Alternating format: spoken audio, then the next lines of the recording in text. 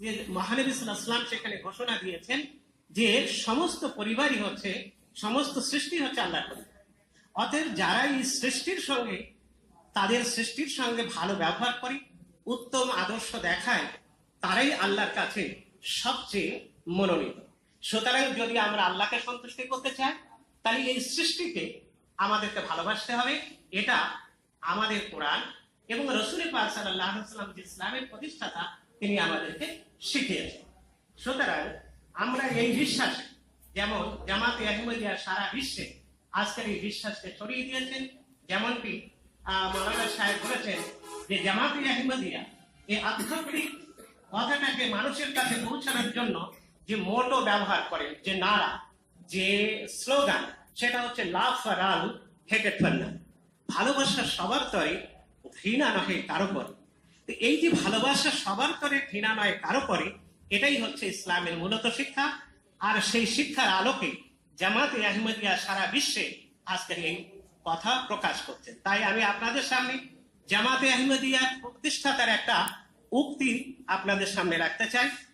সেখানে জামাতে আহমদিয়ার প্রতিষ্ঠাতা হযরত মির্জা গোলাম মোহাম্মদ কাদিয়ানী আলাইহিস সালাতু ওয়াস সালাম, তিনি তার প্রখ্যাত গ্রন্থ সিরাজে মনিরের 28 পৃষ্ঠায় তিনি ঘোষণা করছেন যে সমগ্র মানব জাতির প্রতি সহানুভূতি প্রদর্শন করাই হলো আমাদের মূলনীতি।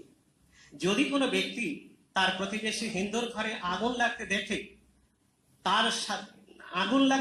তার সাহায্যে আগুন নেভাতে ত্বরান্বিত হয় না, আমি সত্যই বলছি, সে আমাদের অন্তর্ভুক্ত নয়।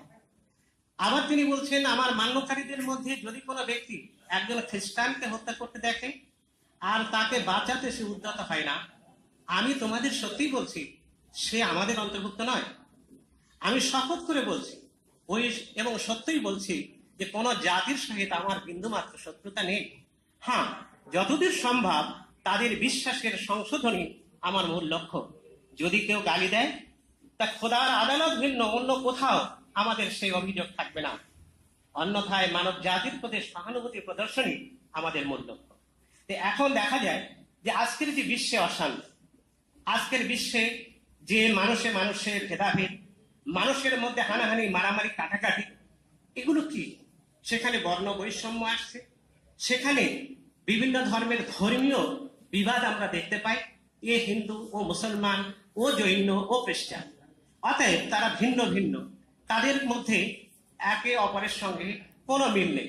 এই যে কথাটা, এটা একটা ভুল ধারণা, মিসকনসেপশন। এই যে ভুল ধারণাটা মানুষের কাছে যখনই যাচ্ছে, তখন কি করে, এক শ্রেণীর মানুষ সেইটাকে ভুল বুঝে একে অপরের উপরে আক্রমণ করছে। সুতরাং আমাদেরকে জানা দরকার যে আজকের বিশ্বে লেটেস্ট যে ধর্মগ্রন্থ কোরআনে কারীম এবং ইসলামের প্রবর্তক, তিনি এসে আপনাদেরকে শেখাচ্ছেন যে দেখো, বিশ্বের সমগ্র ধর্মগুরু যারা এই পৃথিবীতে এসেছেন, প্রত্যেকেই খোদার পক্ষ থেকে এসেছে। সুতরাং কোরআনে কারীমে সেখানে বর্ণিত আছে, সেখানে লেখা আছে যে ওয়ালিকুল্লি কওমিন হাদ, আমি প্রত্যেক জাতির মধ্যে হাদি প্রেরণ করেছি, সতর্ককারী প্রেরণ করেছি। ওয়াইমিন উম্মাতিন ইল্লা খালা ফিহা নাযীর, এমন কোন জাতি নেই যার মধ্যে আমি নবী পাঠাইনি। তাহলে যদি হিন্দু যদি একটা জাতি হয়, তার মধ্যেও নবী এসেছেন। যদি জারদিস্ট একটা জাতি হয়, তার মধ্যেও নবী এসেছেন। যদি আজকের অন্য ঈসাই খ্রিস্টানরা যদি জাতি হয়, তাদের মধ্যে নবী এসেছেন। কোরআনে কারীমের এই ঘোষণা পরিষ্কার ভাবে এই কথার দিকে ইঙ্গিত করে যে সারা পৃথিবীতে মহানবী সাল্লাল্লাহু আলাইহি ওয়াসাল্লামের কথা অনুযায়ী সেখানে বলা হয় 1,24,000 পয়গম্বর এই পৃথিবীতে আগমন করেছে। আমরা কোরআনে কারীমে মাত্র 25 থেকে 28 জন নবীর নাম পাই। অন্য সমগ্র নবীদের ক্ষেত্রে এই দুটো আয়াতের মাধ্যমে পরিষ্কার করে দেওয়া হয়েছে যে হিন্দুর মধ্যেও নবী এসেছেন। সুতরাং জামাতে আহমদিয়ার প্রতিষ্ঠাতা তিনি ঘোষণাও দিয়েছেন তার শেষ পুস্তকের মধ্যে যে শ্রীকৃষ্ণ তোমাদের একজন অবতার, তোমাদের কাছে এসেছেন।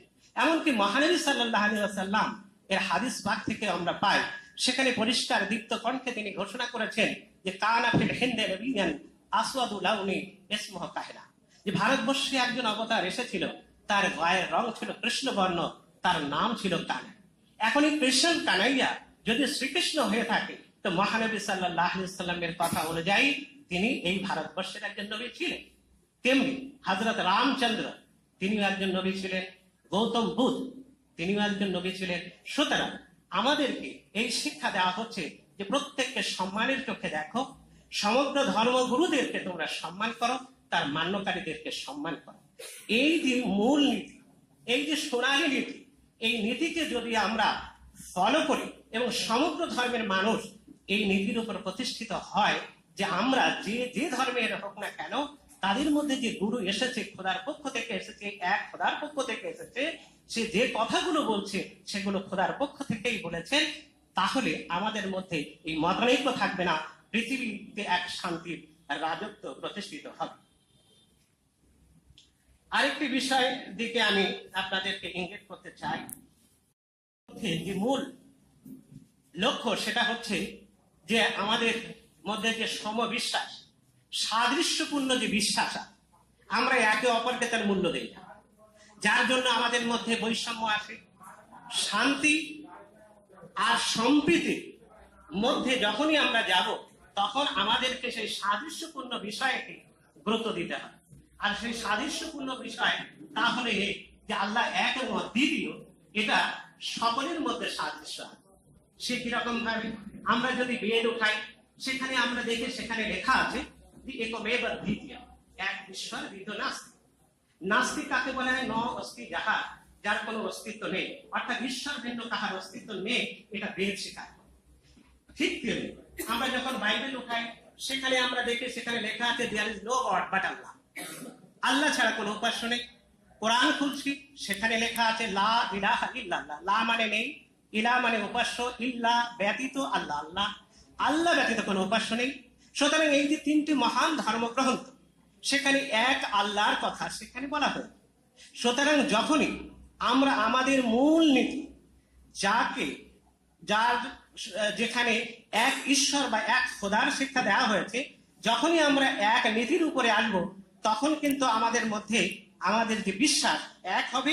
আর সেই এক যখনই হবে, তখন আমরা এক ঈশ্বরবাদী হওয়ার কারণে আমাদের মধ্যে বৈষম্য থাকবে না।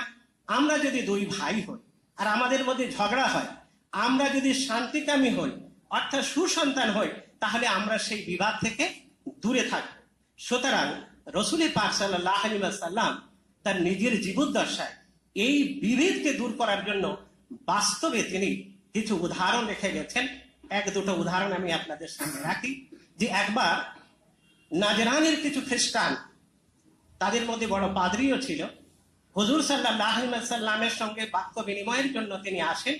রসুল পাক সাল্লাল্লাহু আলাইহি ওয়াসাল্লাম তাদেরকে মসজিদে নববী, আজকের যে মদিনার মসজিদ, সেখানে তাদের স্থান দেন এবং তাদেরকে বসানোর পরে যখন দেখে যে আলোচনার মধ্যে তারা তাদের ইবাদতের সময় হয়ে এসেছে, তো রসুল পাক সাল্লাল্লাহু আলাইহি ওয়াসাল্লাম তাকে দীপ্ত কণ্ঠে তাদেরকে বলেছিলেন যে দেখো, এই যে মদিনার মসজিদ, এও খোদার ঘর, আল্লাহর এক আল্লাহর উপাসনার জন্য এ তৈরি করা হয়েছে।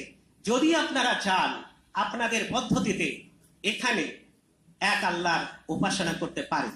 তা দেখুন, এত উদার নীতি রসুল পাক সাল্লাল্লাহু আলাইহি ওয়াসাল্লাম মুসলমানদের কাছে শিখিয়েছেন। আর তিনি আরো একটা কথা শিখিয়েছেন যে দেখো, রসুল পাক সাল্লাল্লাহু আলাইহি ওয়াসাল্লাম এক জায়গায় তিনি অন্যের প্রতি যে সহানুভূতি প্রদর্শন কিভাবে করেছেন। সাহাবাদের নিয়ে তিনি দাঁড়িয়েছিলেন, সেখান থেকে একটা ইহুদির লাশ যাচ্ছিল। রসুল পাক সাল্লাল্লাহু আলাইহি ওয়াসাল্লাম তার সম্মানে দাঁড়িয়ে গেলেন। একজন সাহাবী বলে উঠলেন, ইয়া রাসূলুল্লাহ, হে আল্লাহ রাসূল, এ তো ইহুদির লাশ। তখন রসুল পাক সাল্লাল্লাহু আলাইহি ওয়াসাল্লাম বলছেন, তার মধ্যে কি জান ছিল না? আর জান যখন বার হয় খুবই দুঃখজনক।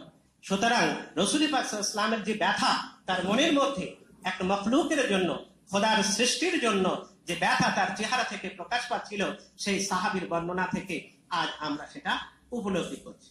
সুতরাং দেখা যায় যে আমরা যদি আল্লাহ প্রেরিত বান্দাদের কথায় একত্রিত ভাবে একে অপরকে সম্মান জানাই, তাহলে আমি যখন আপনার বাপকে সম্মান করব, আপনি বাধ্য হবেন আমার পিতাকে সম্মান জানানোর জন্য।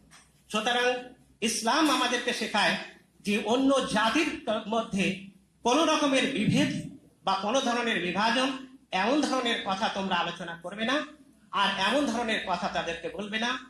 আর মানুষের মধ্যে ঐক্যতা সৃষ্টির সমস্ত পন্থা তোমরা অবলম্বন করো।